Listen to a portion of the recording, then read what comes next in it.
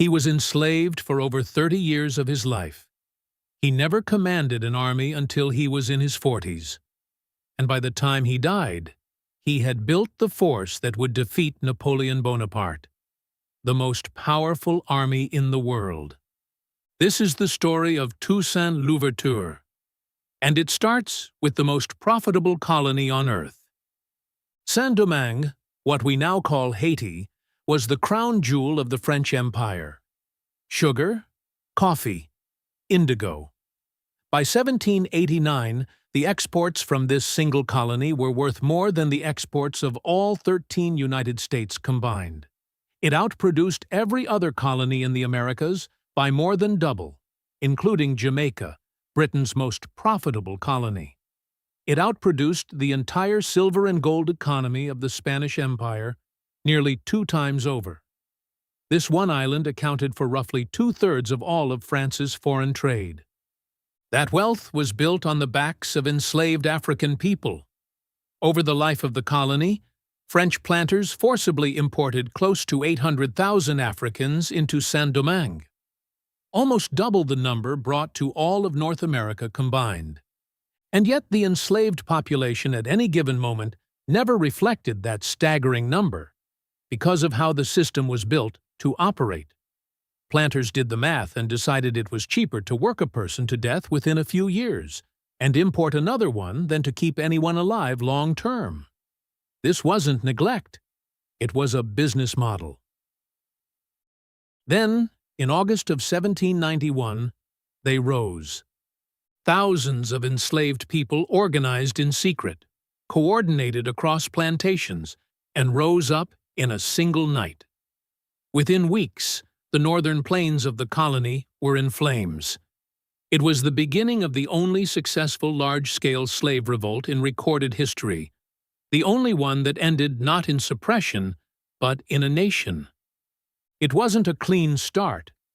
On November 7, 1791, French forces surrounded and killed Dutty Boukman, one of the revolt's earliest leaders, credited with helping spark it at a ceremony at Bois Caiman, in combat on the northern plain. Because many enslaved people believed Boukman was protected by spiritual power and couldn't be killed by bullets, French authorities cut off his head and mounted it on a spike in the public square of Cap Français, with a sign underneath reading, "Head of Boukman, leader of the rebels." They wanted to break the belief in his invincibility and crush the uprising's momentum. Instead, it made him a martyr, and the revolution burned hotter. We didn't wait for someone to free us. We freed ourselves. Toussaint Louverture joined that uprising. He wasn't a young firebrand. He was around 48 years old, born around 1743, and he'd spent decades enslaved before gaining his freedom years before the revolution began. He knew how the colony worked from the inside. He knew its weaknesses, and he turned that knowledge into strategy. At first, he didn't fight for France at all. Spain, at war with France and controlling the eastern half of the island, offered freedom to any enslaved rebel who fought under the Spanish flag. Toussaint took that offer and fought against the French colonial government for close to 3 years, building the military experience that would define the rest of his life. Then, on February 4th, 1794, the French National Convention, under pressure from a revolution already burning through Saint-Domingue, voted to abolish slavery across all French colonies. It was a gamble whether that promise would actually hold. Toussaint made his bet anyway. He switched sides, turned his army against the Spanish and the British, and fought for the government that had just on paper freed his people. Within a few years, we didn't just have a revolt. We had an army, organized, disciplined, and led by people who had been enslaved, training people who had been enslaved. We fought the Spanish, who controlled the eastern half of the island, and won, driving them back within a year of Toussaint's switch. We fought the British next, who had invaded in 1793 at the invitation of French planters desperate to preserve slavery, betting that a larger, better-funded European army could simply crush the rebellion. It didn't. Disease tore through their ranks, and years of relentless guerrilla resistance wore them down until there was nothing left to hold. We forced their complete withdrawal by August 31st, 1798, thousands of British soldiers dead and not 1 inch of the colony back under their control. By 1801, Toussaint Louverture controlled the entire island. He marched into Spanish Santo-Domingo and abolished slavery there too, on land that wasn't even his to govern under French law. He freed people anyway. Then he wrote a constitution. It named him Governor General for life, guaranteed no one could ever be enslaved on the island again, and kept Saint-Domingue nominally loyal to France while functioning, in practice, as its own nation. He rebuilt a shattered plantation economy without whips, opened trade directly with the United States and Britain, and governed a colony that, 6 years earlier, had been a war zone. It wasn't a perfect peace. To fund an army and prove to Europe that a black-led nation could function, Toussaint's proclamation of 1800, later written into his 1801 Constitution, bound former plantation workers to the specific estates they'd been enslaved on, forbidden from leaving, moving to cities, or changing professions without military authorization. The Constitution itself described each plantation as a family, with the landowner as father and the laborers as children. Workers were no longer unpaid. They were legally owed a quarter of the crop's value. But it was enforced with military discipline, including physical punishment for anyone who resisted or left. Historians call this system caporalisme agraire, agrarian militarism.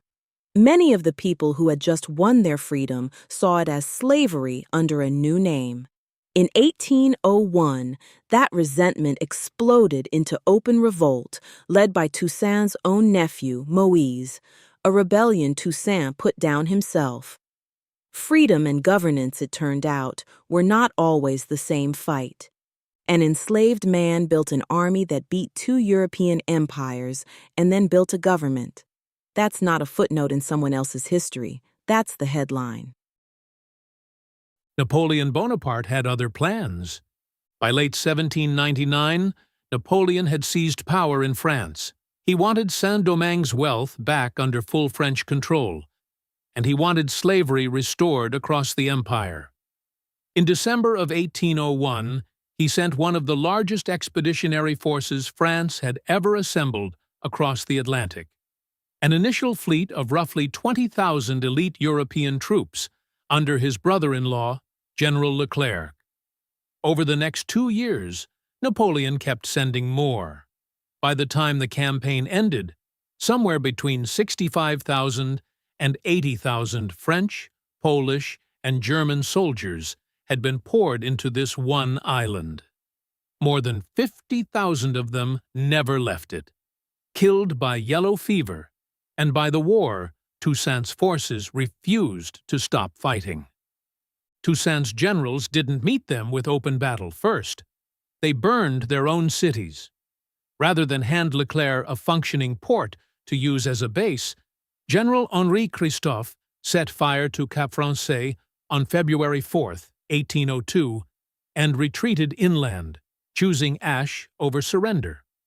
What followed was months of brutal fighting through the mountains. Toussaint trading full engagements for a war of attrition, betting that disease and exhaustion would do to Leclerc's army what it had already done to the British. It nearly worked. But Leclerc kept pushing, and by spring of 1802, both sides were exhausted enough to negotiate. Toussaint agreed to step back from command in exchange for a guarantee.